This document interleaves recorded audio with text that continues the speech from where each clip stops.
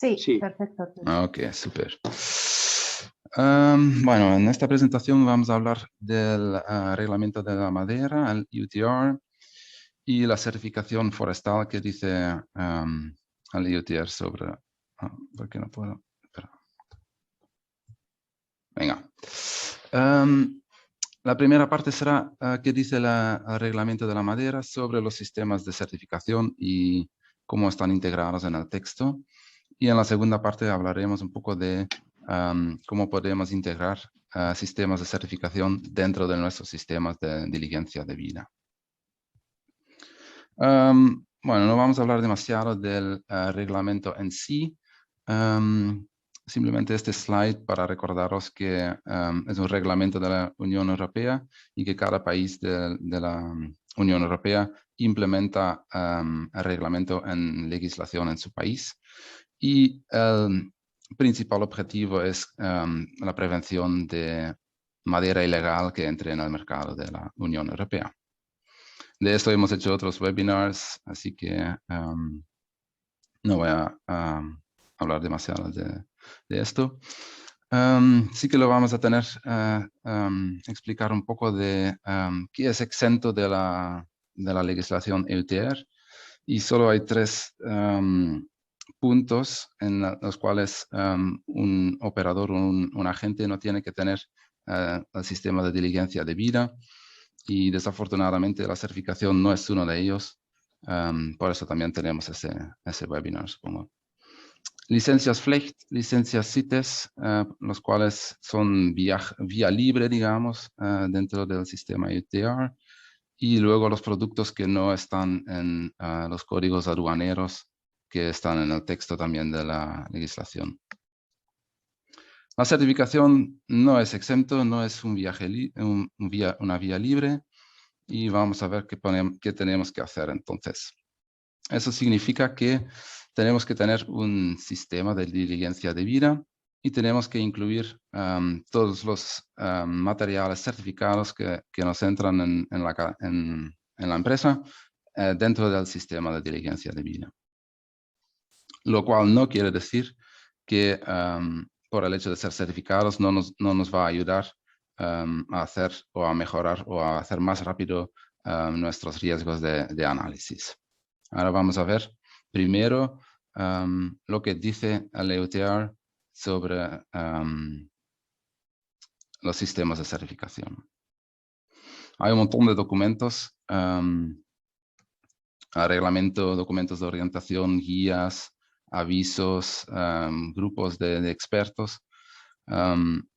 Hemos puesto aquí un par de slides contextos de las legislaciones. Los voy a pasar básicamente rapiditos, pero os dan una idea de qué está escrito en los textos, y luego vamos a ver más en detalle cómo interpretarlo. Si queréis luego revisar los slides, en ese enlace podéis acceder a todos los textos originales en español de la Unión Europea. Primero, el UTR o el reglamento habla de el sistema de diligencia debida, que explica qué tenemos que hacer, y explica que tenemos que tener procedimientos que describan cómo vamos a hacer la evaluación de riesgos. Y los riesgos, en este caso, son los riesgos pertinentes a la legislación aplicable que está también en el reglamento. Luego vamos a ver qué legislación o qué legislaciones son incluidos en el UTR, pero tenemos que dar una garantía de que se cumple con la legislación.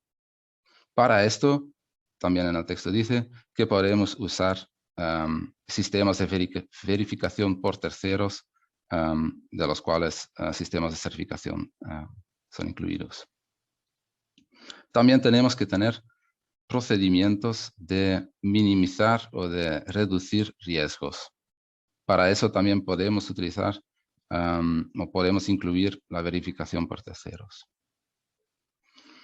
Luego habla de el sistema de certificación y qué tenemos que esperar de un sistema de certificación o cómo podemos verificar un sistema de certificación. El primer punto es que tiene que ser accesible al público. Luego luego vamos a ver qué implica todo esto. Voy a pasar estos un poco más rápidos. Luego tenemos que tener controles a intervalos regulares, visitas sobre terreno y controles adecuados. También vamos a ver lo que implica esto. Tiene que tener medios de garantizar la trazabilidad de la madera y tiene que tener controles para productos que no son o que no forman parte de este sistema, pero que sí que a lo largo de la cadena de suministro podrían entrar en este sistema. O sea, para recapitular un poquito, hay que tener una cobertura legal, hay que tener una naturaleza y una frecuencia de auditorías o de controles y hay que tener exclusión o control de madera desconocido en el sistema. Luego, otro texto, el documento de orientación, habla de que, como hemos visto en la presentación anterior, hay que tener un sistema, hay que haber un sistema de acreditación, un organismo de acreditación y los estándares del sistema deben cumplir con las normas internacionales que están descritos en ISIL o en ISO, como qué elementos debe tener un estándar o un esquema de certificación. También nos pide información si se ha realizado controles de porcentaje no certificados, qué hacemos con el material que se mezcla en la cadena de custodia. Tenemos que tener los volúmenes o acceso a ellos. Luego, informes de fallos o problemas del sistema en países concretos, porque puede ser que un sistema de certificación sea válido o fiable en un país, pero en otro país se han detectado problemas y tenemos que estar al corriente de estas noticias también. Vale, estos eran los textos de los reglamentos. Ahora vamos a, con calma, mirar lo que quiere decir todo esto. Y lo vamos a repartir en 3 puntos. Vamos a hablar del sistema y la comprobación de la calidad, la trazabilidad y riesgos de mezclar material. Y luego vamos a hablar de la legalidad y de cómo cubrirlo y qué categorías de legalidad están incluidas en la legislación. Bueno, el primer requisito, sistema y comprobación de calidad que requiere el reglamento de la madera de un sistema de certificación, es que hay requisitos de que sean accesibles al público, o sea, tiene que tener un estándar o unos documentos que explican los requisitos del sistema y tiene que ser accesible al público. Tienes que poder ir a la página web y bajarlo o verlo. El sistema también tiene que tener controles independientes, como ha hablado Benoit también, por auditores, personal calificado que hacen una decisión de certificación. Tienen que haber controles regulares, o sea, no menos que 12 meses cada año, entonces, o 12 meses, o menos, más no se considera válido. Y también tiene que tener controles físicos, o sea, en el terreno mismo. Siempre haciendo referencia al ISO en ISIL, los ejemplos de estándares. Si tomamos aquí nuestro sistema de certificación, la madera perfecta, y tengo aquí, o hay aquí descrito un par de normas del sistema o requisitos del sistema. que, por ejemplo, dicen las normas no están disponibles públicamente, lo cual ya es, como hemos visto antes, un requisito. La entidad de certificación, o sea, el auditor, es una empresa del grupo del titular del certificado, o sea, no es un control independiente que se hace en nuestro sistema.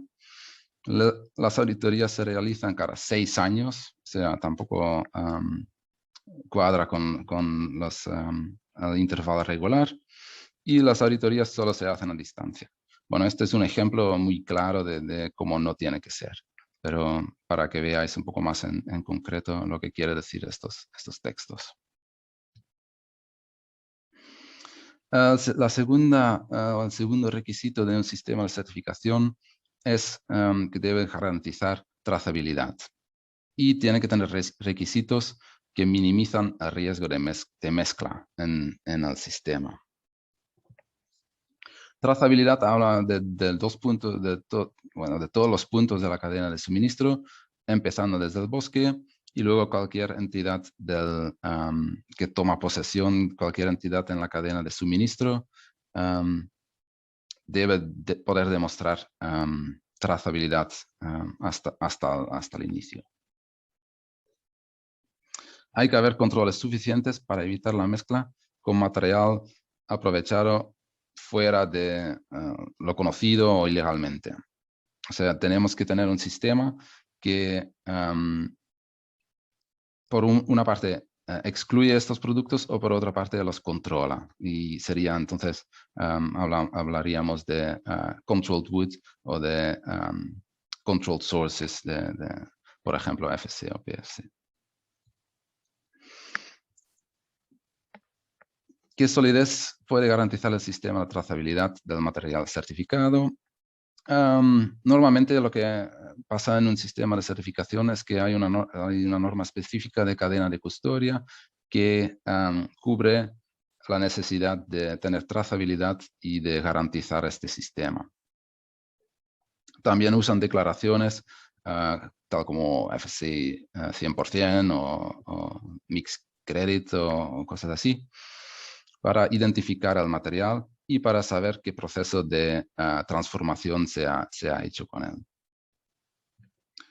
Debe recordar o demostrar datos de reconciliación del volumen y debe tener un sistema para detectar declaraciones que no son correctas, que ya veremos que no siempre es tan fácil. Cómo de robustos son los controles realizados para el material procedente de bosques no certificados. ¿Qué vamos a hacer con ese material que no viene de un bosque directamente certificado por nuestro sistema? Entonces hay que evaluar los riesgos de ilegalidad de esta madera. Muchos sistemas ya tienen una norma para esto, que es una especie de diligencia de vida, como está descrito en el reglamento de la madera, pero adaptado a la madera dentro del sistema de la certificación. Y, como he dicho antes, normalmente tiene entonces un label como material controlado o algo similar. Aquí tenemos otro intento de sistema de certificación, madera perfecta. Y aquí solo se implementa un estándar de gestión forestal. Así que ya el tema de trazabilidad lo tendremos difícil, ya que una vez que se vende desde ahí con un certificado o lo que sea, luego será difícil de saber qué ha pasado con este material. Entonces también nos lleva a control de entradas desconocidas que podrían haber estado mezclado con este material. Está claro que esta madera perfecta no cumple mucho con los requisitos o los criterios del EUTR. Intento otra vez con la madera maravillosa. Pero en este sistema, las entidades transformadoras de madera pueden incluir madera de cualquier origen. O sea, de bosques no certificados, no hay reglas de esto. Y solo tienen que tener una autodeclaración de su proveedor que dice, sí, nuestra madera está producido o aprovechado legalmente. Claro, aquí también nos faltaría control suficiente de la legalidad de la madera y también identificar productos no certificados provenientes de bosques no certificados. Así que aquí tampoco cumplimos con los criterios del UTR. Bueno, estos son ejemplos para hacerlo muy claro, pero en realidad averiguar estos puntos puede ser bastante complicado. Ahora vamos a hablar de la legalidad y qué considera UTR, la legalidad o los requisitos que están incluidos y cómo podemos trasladarlos a cómo están cubiertos por los sistemas de certificación. La definición de legalización dentro del sistema de certificación que queremos utilizar debe ser similar o al mínimo lo mismo que UTR, puede tener más definiciones, o la definición puede ser más amplia, pero no puede ser más estrecha, no puede excluir cosas que sí que están en la definición de legalidad del reglamento. El reglamento mismo habla de la legislación aplicable y luego lo divide en 5 categorías que son muy amplios, muy grandes las categorías, pero así es como está descrito. Tenemos los derechos de aprovechamiento, pagos por los derechos de aprovechamiento y madera, aprovechamiento de madera, la legislación, el acto físico de cortar la madera y luego también todo lo que sea medioambiental referente a la actividad, derechos legales de terceros y comercio y aduanas, que esto también repercute en toda la cadena de custodia, bueno, en toda la cadena de suministro de nuestro producto. Estas son las 5 categorías como están en UTR. Y entonces, si queremos utilizar un sistema de certificación, debemos averiguar que nuestro sistema de certificación también cubre como mínimo, estos 5 categorías de legalidad. Otro ejemplo, madera más perfecta, seguimos intentando. Aquí el criterio 1 dice la organización debe tener derechos legales para operar en la unidad de gestión. O sea, esto funciona. El derecho legal de aprovechamiento también está incluido en nuestra madera más perfecta. El segundo criterio de esta certificación dice que la organización debe cumplir con las legislaciones nacionales aplicables relativas a las actividades de aprovechamiento. Esto también lo hemos visto en categoría 3, actividades de aprovechamiento forestal. O sea, estas 2 categorías ya las tenemos cubiertos. Tercer criterio de este sistema, la organización deberá reconocer y defender los derechos legales de las comunidades locales y de los pueblos indígenas. Yo creo que esto cuadra con derechos de terceros. Y hay un cuarto criterio en nuestro sistema que dice la organización deberá cumplir con las legislaciones nacionales aplicables relativas al transporte y al comercio de productos. Esto cuadra con la categoría comercio y transporte. Ahora tenemos un punto, una legislación que no está cubierta por nuestro sistema. Las otras categorías, más o menos en detalle, no está muy en detalle en este ejemplo, pero podemos considerarlos que tienen un bajo riesgo de ilegalidad dentro del sistema de certificación. Por otro lado, impuestos y tasas, ahí no dice nada nuestro sistema. Y entonces es una laguna en el sistema, un gap. Y tenemos que analizar más de cerca cómo podemos tapar o cubrir o minimizar el riesgo en esta categoría. Y entonces tendríamos que mirar al nivel nacional, qué son las leyes que se aplican a los impuestos y las tasas. Y entonces tenemos que ver si se cumplen o no estas leyes de manera sistemáticamente. Hay países que puedes decir, sí, en país X no hay ningún reporte o no hay ningún informe o no hay ningún,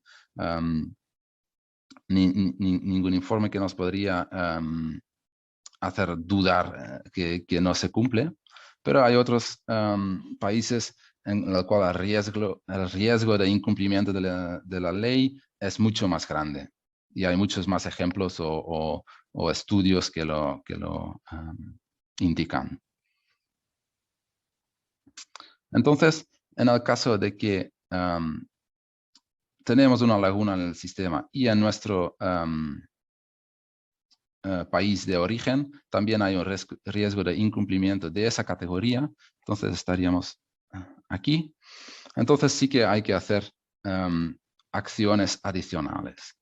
Pero, por ejemplo, si tenemos en nuestro sistema impuestos y tasas como una laguna, pero en el riesgo de incumplimiento en ese país es muy bajo, no hay riesgo que las empresas no pagan las tasas, o sí que se pagan porque se controla por un sistema X y tal. Entonces, no hace falta cubrir o hacer acciones de reducción de riesgo, aunque tenemos un gap en el sistema. Esa es un poco la idea de cómo podríamos usar un sistema que no está de todo, que no cumple de todo con todas las categorías legales, pero nos ayudará, nos ayudará en gran parte porque cubre como mínimo 4 de los 5 legislaciones del reglamento. Estas categorías, ya lo hemos dicho un poquito, son muy amplias. Hay una lista, una guía en la UTR que da ejemplos de cómo o qué se considera bajo el derecho legal de aprovechamiento, por ejemplo. Pero claro, hay un montón, o hay muchas situaciones en las cuales podrías decir, esto se incluye o no este ley también, o sea, es un poco difícil de interpretar a veces. Claro, el nivel de detalle también en los sistemas de certificación. Algunos sí que hablan de impuestos y tasas, poco o mucho, eso depende del sistema. No es muy, muy lineal o muy claramente indicado. Podemos decir en grande que los principales sistemas de certificación forestal sí que cubren estos 5 categorías grandes de legislación, lo cual es buena noticia más adelante para usar, por ejemplo, FC o PFC o OLB dentro de nuestro sistema de diligencia de vida. También puedes hacer, como por ejemplo hemos hecho en Preferred by Nature, hacer subdivisiones de cada categoría de las 5 categorías. Por ejemplo, nosotros tenemos 21 y esto también ayuda a especificar más, más detallado los riesgos, pero también ayuda, por ejemplo, a mitigar riesgos si los puedes si las puedes identificar en un nivel más detallado, también igual la solución es más fácil que decir hay un riesgo en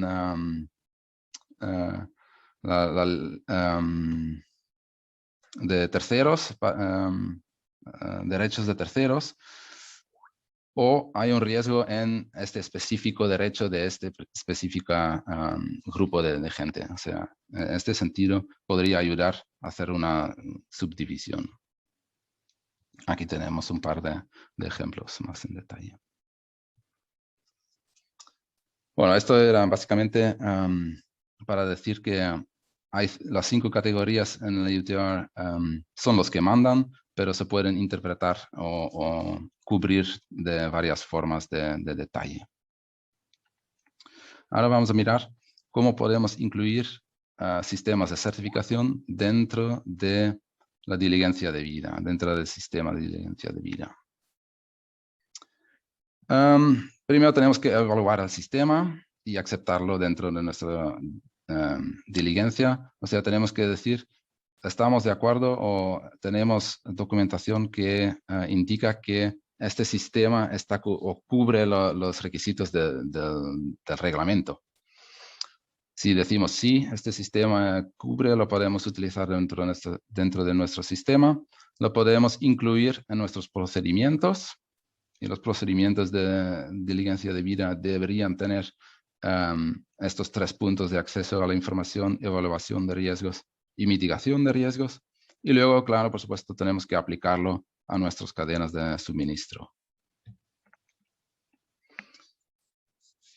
La decisión de incluir o no incluir un sistema de certificación dentro del due diligence, de la diligencia de vida, es, bueno, no es fácil, digamos, porque hay que justificar que el sistema cumple con el sistema y comprobación de calidad, como hemos visto al principio, la trazabilidad, cubre todas las categorías legales y tenemos que conservar registros y documentos de cómo lo hemos hecho. Claro, por una empresa en sí es bastante complicado, pero existen herramientas para facilitar este análisis, digamos. Hay marcos de evaluación que indican, es básicamente un listado de requisitos con los cuales tendrías que, por ejemplo, si quieres mirar si FC es un sistema válido, podrías tachar toda la lista de, por ejemplo, el NEPCON Standard o el User Manual de TPAC o el Assessment Tool de WWF. Luego algunos ciertos sistemas de certificación también ellos mismos se han autoevaluado y han escrito documentos o han publicado documentos al referente y se pueden utilizar. Y luego hay evaluaciones de terceros, que son otras organizaciones que han hecho un estudio de ciertos tipos o ciertos sistemas de certificación e identificarían si hay lagunas, sí o no, y dónde estarían. Así que para los más grandes no hace falta que lo hagáis vosotros mismos. Se pueden encontrar documentos en Internet que podéis utilizar para sí o no aceptar el sistema dentro de vuestro sistema de diligencia de vida. Pero importante, hay que tenerlo registrado, por supuesto. Luego hay que incorporarlo en nuestros procedimientos escritos y en la aplicación de nuestros procedimientos. Y tenemos que, claro, tenemos que utilizar o hacer los pasos de nuestro sistema de diligencia de vida como los hacemos con cualquier otro material. Y el primer paso es acceso a la información y tenemos que, como están aquí descritos, lo siguiente, tenemos que recopilar información sobre el material que compramos o que importamos. Descripción del producto, cantidad, proveedor, comprador, especies y origen. Esto lo tenemos que hacer si sea certificado o no certificado. Algunos sistemas de certificación también tienen incluidos en sus estándares ya requisitos que cubren esta necesidad. Por ejemplo, NFC está ya puesto en el capítulo 6 del estándar de Chain of Custody, que tenéis que proporcionar estos datos al proveedor o al cliente que lo pide. También, como parte de acceso a la información, tenemos que saber el estado del certificado y el supply chain. Hay que identificarlos. Hay que saber los proveedores, hay que validar sus certificados, el alcance de su certificado, y hay que ver que los productos que comercializan están dentro del alcance de sus certificados.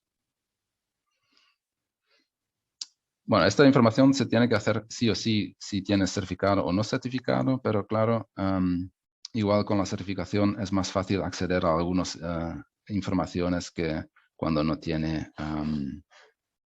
cuando no está certificada. Realmente la ventaja de certificación lo vamos a ver aquí en la evaluación de riesgos, porque lo podemos utilizar como fuente de información creíble que nos indique o que nos garantiza cumplimiento de las categorías legales que hemos visto antes. Si no hay vacíos en la cobertura de la legalidad referente a las categorías legales de la IoTR, entonces no hay o podemos considerar bajo riesgo en la ilegalidad de este punto del análisis de riesgo.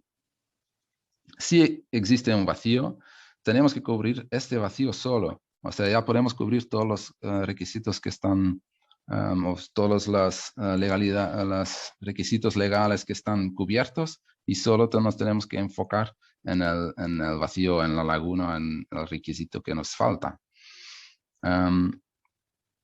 Y también los sistemas que tienen los sistemas de certificación con un sistema de cadena de custodia nos garantizan un bajo riesgo de mezclar material certificado o no controlado, certificado o controlado con material no controlado. Luego queda aquí un slide que indica que básicamente si usamos la certificación, podemos, es básicamente más completo de cuando hacemos nosotros un análisis de riesgo por nuestra parte, porque el sistema de auditorías y de certificación en cada uno de los pasos de la cadena de suministro, voy a intentar enseñar, cada uno de estos pasos hacen todas las reglas, los estándares del sistema de certificación cada año o cada tiempo definido en el sistema, hacen una auditoría y lo controlan todo a base de sampling, pero bueno, lo controlan todas las reglas que están descritas en los estándares. Mientras cuando hacemos nosotros o una empresa hace un análisis de riesgo de su cadena de suministro, siempre va a haber, va a tener que hacer un sorteo, va a tener problemas con el idioma, va a tener mirar solo documentos, no está en el terreno, no tiene la experiencia o la expertise necesaria. Entonces, esto para demostrar que si se puede usar material certificado, ayuda mucho al momento de evaluar los riesgos. También se puede utilizar como acción de mitigación, de reducción de riesgos. Y eso entonces en el caso de, por ejemplo, si el material no está certificado y tenemos que, podemos intentar encontrar un proveedor que sí que está certificado, que nos podría dar o suministrar el material que necesitamos, o podemos hablar con nuestro proveedor e intentar que se certifiquen, o podemos intentar crear una demanda de material certificada para que también unidades de manejo forestal entran en certificación. Cuando no hay demanda, no se va a mover nada. Pero entonces, de esta forma también se puede utilizar como acciones de mitigación de riesgo. También se puede hacer auditoría independiente, único a un proveedor o específico para una cadena de suministro, pero no es lo mismo. Y ya está. Espero que un poco claro. Y si hay preguntas, luego las podemos hablar en el Q&A session. Creo que tenemos un poco de retraso. No sé, bueno, más o menos vamos bien, ¿no? Creo que ahora hay una pausa, no sé, no estoy seguro.